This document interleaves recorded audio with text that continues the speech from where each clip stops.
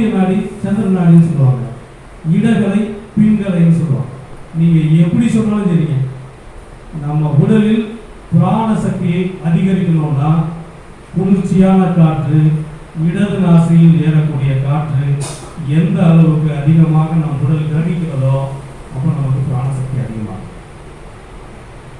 எந்த அளவுக்கு உஷ்ணத்தை வாங்கக்கூடிய சக்தி வலது பக்கம் நாசியில் வருகிறதோ அப்போ இயக்க சக்தி அதிகமாக. மந்தமா இருக்கிறவனுக்கு நாம் என்ன பண்ணலாம், இந்த பிங்களை நாடியை தூண்டணும்னா சுறுசுறுப்பா மாறிடுவோம். உயிராற்றலே இல்லை, சோர்ந்து போய் அப்படியே இருக்கிறான். அப்போ அவனுக்கு என்ன பண்ணணும், பிராண சக்தியை அதிகரிக்கக்கூடிய இடகளை நாடியை தூண்டுனா அவனுக்கு நாம உயிராற்றலா கொடுக்கலாம். வர்மக்கலையில சூட்சுமம் தான், எதுக்கு எந்த நாடியை தூண்டணும் அப்படிங்கிறது தான்.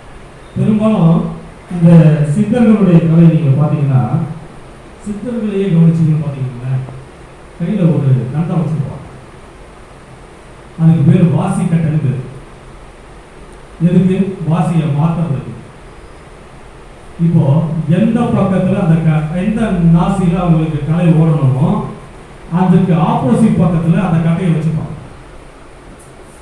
இப்போ இடகலை நாடி ஓடணும், உயிராற்றலை அதிகரிக்கணும், நம்ம மைண்டை ரிலாக்ஸ் பண்ணிக்கணும், டென்ஷன் ஸ்ட்ரெஸ் இதெல்லாம் இருக்கக்கூடாது அப்படின்னா அந்த வாசி கட்டையை வலது புறத்து அக்களுக்கு கீழே இப்படி வச்சு இப்படி உட்கார்ந்துப்பாங்க, இப்படி சாஞ்சிப்பாங்க.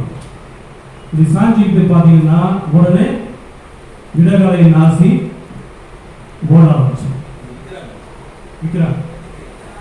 எல்லா இடத்துலையுமே கிடைக்குது. இப்போ அக்குபஞ்சர் ஸ்டூல்ஸ் கிடைக்கிற எல்லா இடத்துலையும் வாசிக்கு ஒன்றும் இல்லை சார். பாரிஸ் போங்க, கந்தசாமி கோயிலுக்கு ஆப்போசிட்ல ஒரு கடை இருக்கு, எல்லா கடையும் கிடைக்கும் வாசிக்கிட்டு. வர்மக்கலையுடைய சர சூட்சுமம்னு ஒன்று இருக்குங்க. சரம்னா காத்து. இந்த காத்து ஒரு மனுஷனுக்கு எப்படி போடுது, இடகலையில் ஓடுதா பிங்கலையில் ஓடுதா சூழ்நிலையில் ஓடுது, இதை பார்த்து சிகிச்சை கொடுப்பாங்க. இதுக்கு தான் அதிகாலையில் வந்து நாடியை பார்க்கணும் அப்படின்னு சில முக்கியமான சில விஷயம் தெரிந்தவர்கள் காலை வெறும் வயிற்றில் உங்கள் நாடியை கண்டு அதற்கேற்ற முறையில் உங்கள் வாசியை மாற்றி அதற்கேற்ற முறையில் வர்ம தூண்டுதலை கொடுத்தால் நீங்கள் வாங்க. இப்படிலாம் நிறைய விஷயங்கள் சூட்சமங்கள் இருக்கு. ஒன்றுமே கிடையாது, சூட்சமான கிடையாது. மறைச்சி வச்சா சூட்சமோ, எடுத்து சொன்னா ஒன்றுமே. அதனால் யாருமே மனிதர்கள் சூட்சமாதா. இப்போ உங்களுக்கு உயிராற்றல் ரொம்ப குறைவா இருக்கு, அசதியா இருக்கு, சோர்வா இருக்கு, ஒண்ணுல ஒரு துண்டு எடுங்க, நல்லா சுட்டுங்க, இப்படி அக்கல்ல வச்சுக்கிட்டு இப்படி சாஞ்சிடும். ரைட் சைடில் வச்சு சாஞ்சிட்டு கொஞ்ச நேரத்தில் கவனிங்க, இந்த பக்கம் வாசி மாறி போடலாம். இப்போ நம்ம யோகத்தில் என்ன பண்ணுவோம், இந்த பக்கம் முடிப்போம், ஒரு பக்கம் முடிப்போம் இல்லையா.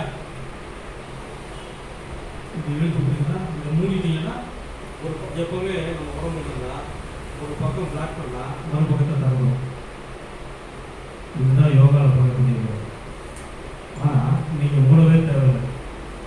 நீங்கள் மூடி பண்ணீங்கன்னா அது டெம்பரவரி, தமிழ் மாறிடும்.